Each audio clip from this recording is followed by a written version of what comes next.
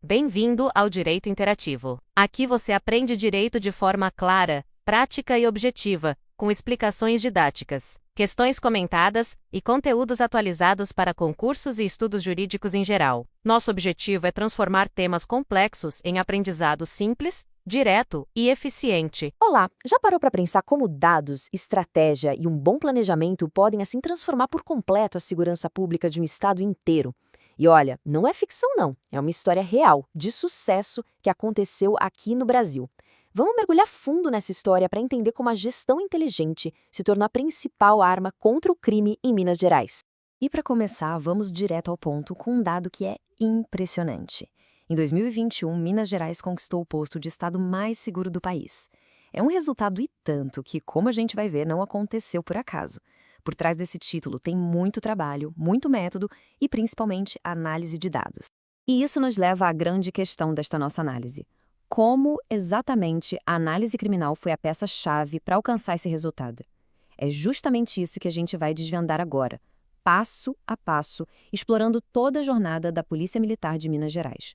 Para começar a responder, a gente precisa focar na ferramenta que fez toda a diferença. Sabe, a análise criminal não é só sobre juntar números, é sobre transformar a informação em ação, uma ação inteligente e eficaz, lá no terreno. E o nosso objetivo aqui é exatamente esse: traçar um panorama completo da evolução da análise criminal na PMMG. A gente vai entender os conceitos e, o mais importante, como ela se tornou fundamental para as decisões que levaram a resultados tão expressivos. Bom, tudo começa com uma mudança de mentalidade, uma verdadeira revolução na forma de enxergar a gestão da segurança pública que acabou abrindo as portas para todas as inovações que vieram depois.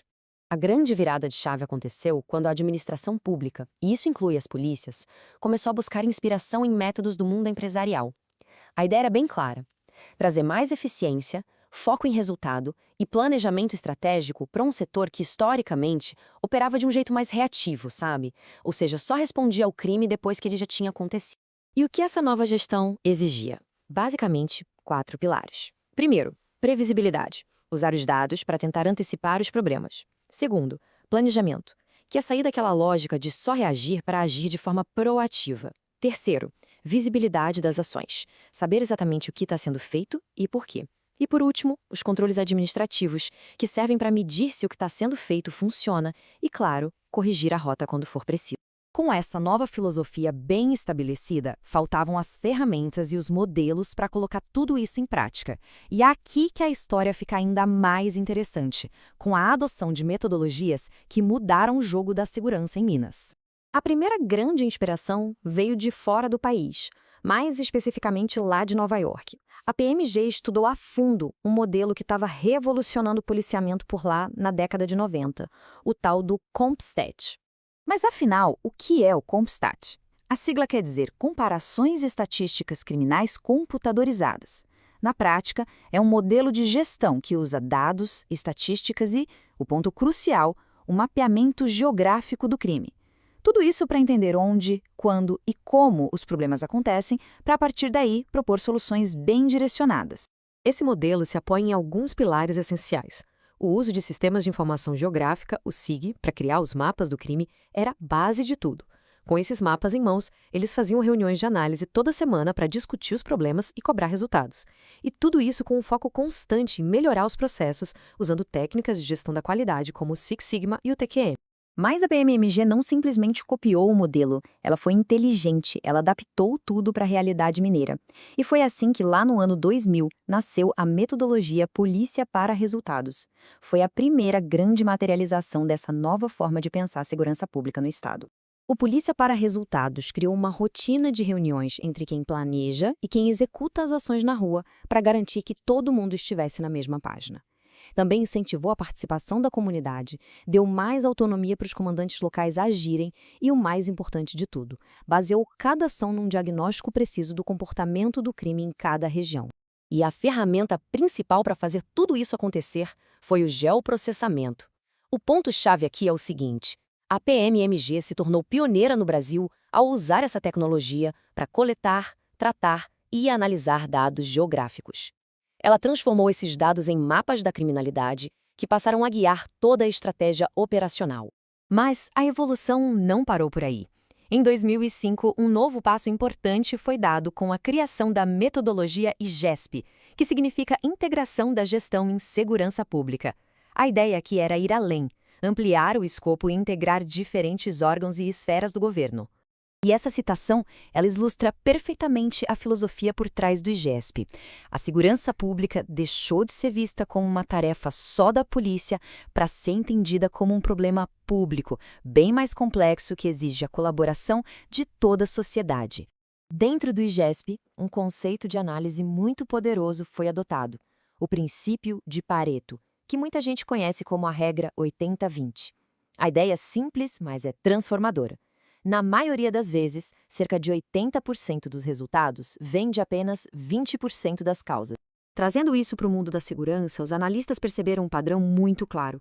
Uma grande parte dos crimes, cerca de 80%, se concentrava numa pequena parte dos municípios, algo em torno de 20%. Essa descoberta foi um divisor de águas, porque permitiu a criação do IGESP Focal, uma estratégia para focar os esforços e os recursos exatamente onde eles eram mais necessários. Certo? E depois de toda essa jornada de evolução na gestão, quais foram os resultados na prática?